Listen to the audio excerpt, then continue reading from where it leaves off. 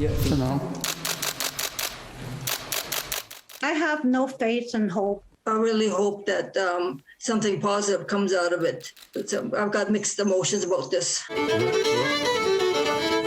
Indigenous leaders and residential school survivors are at the Vatican this week for meetings with Pope Francis, hoping to get an apology from the Catholic Church for its role in Canada's residential school system.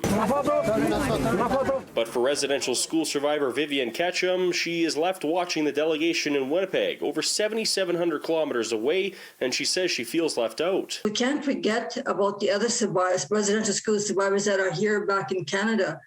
And I think there's more than a few of us that are getting triggered by this. And it's too bad the Pope couldn't come here for the trip.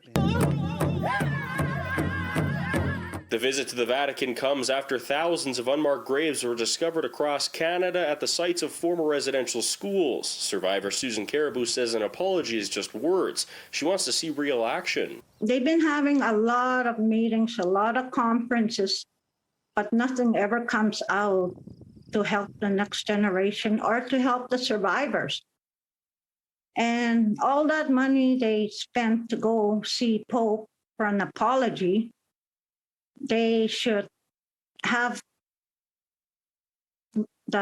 some healing centers for the next generation. CARIBOU says this delegation is a step in the right direction towards reconciliation, but talking about it can be triggering. We're still living the residential school life to this day.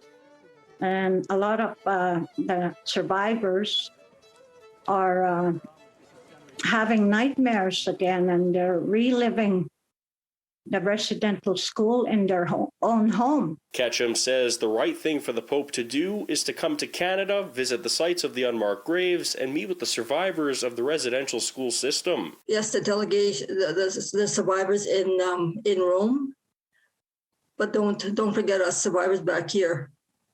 We still have our stories. We're still here. In Winnipeg, Alex Karpa, City News.